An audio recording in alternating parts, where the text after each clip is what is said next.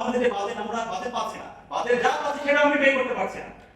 তো এটা আমি আগে যে প্রশ্ন আমি তাদের কাছে কোয়েশ্চেন করতে চাই এবং এটার সাথে যারা জড়িত ছিল আমাদের নিশ্চয়ই এটা আইডেন্টিফাই করে সেটা বের করা দরকার। এবং এই বছরে 2026 সেশনের যে প্রকৃত ব্যয় সেই প্রকৃত ব্যয় আমি মার্চ পর্যন্ত দেখছিলাম, সেখানে আমাদের এই বছরের গবেষণায় বরাদ্দ ছিল 21,57,00,000 টাকা। তো মার্চ পর্যন্ত ব্যয় হয়েছে মাত্র 124 কোটি টাকা। এখানে খাত মিলিয়ে ব্যাখ্যা দেওয়া আছে 1,24,24,00,000 টাকা। এখানে বরাদ্দ ছিল 21,57,00,000 টাকা গবেষণা বরাদ্দ, ব্যয় হয়েছে 1,24,00,000 টাকা এই বছরের মার্চ পর্যন্ত। এর পরবর্তী খরচ কত হয়েছে আমাদের এখানে আমরা খরচগুলো দেখতে পাইনি। এখানে প্রস্তাবনা দেওয়া হয়েছে কিন্তু প্রস্তাবিত বাজেটে গবেষণায় কতটুকু ব্যয় হয়েছে 25-26 সেশনের অর্থ বছরে সেই ব্যাখ্যাটা দেওয়া হয়নি।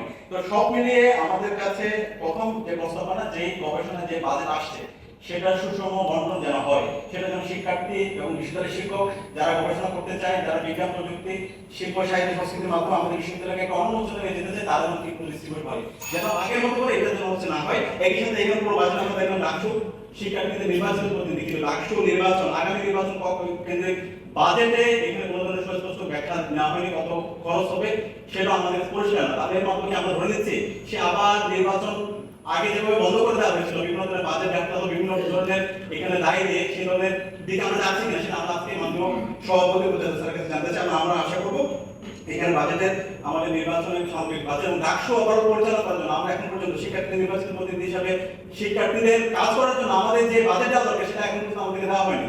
আজকে প্রায় আমরা 10 মাস পার করছি, মাত্র আমাদেরকে 25 লক্ষ টাকা দেওয়া হয়েছে।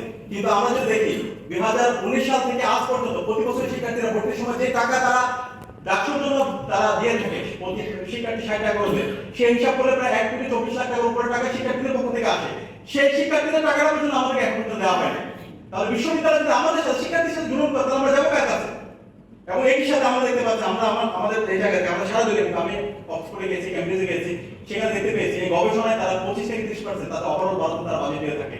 এবং এখানে শিক্ষার্থী এবং ছাত্রদের মধ্যে সবচেয়ে ভালো সম্পর্ক। ওইখানে শিক্ষক এবং শিক্ষার্থীদের মধ্যে এই রিলেশনশিপটা আরো বিল্ড করার জন্য এবং শিক্ষার্থীরা যেন আগামী দিনে তাদেরকে প্রস্তুত করতে পারে সেখানে রিসার্চ সিস্টেম চালু আছে। কিন্তু আমাদের এই বিশ্ববিদ্যালয় আমরা এখন সেটা চালু করতে পারি না। আমার প্রস্তাবনা থাকবে আমরা এবার যেন সেই রিসার্চ সিস্টেম আমরা চালু করতে পারি এবং কমপক্ষে আমরা যেন 1000 শিক্ষার্থীকে এই ফ্যাসিলিটির আওতায় নিয়ে এসে এবং এখানে একটা স্ট্যান্ডার্ড আমরা একটা বরাদ্দ রেখে আমরা যেন আমাদের বিশ্ববিদ্যালয়ের শিক্ষা ঢাকা ইউনিভার্সিটিকে একটা পূর্ণাঙ্গ একটা একাডেমিক ইনস্টিটিউট হিসেবে বিনিয়োগ করার জন্য আমরা একসাথে কাজ করি। ধন্যবাদ।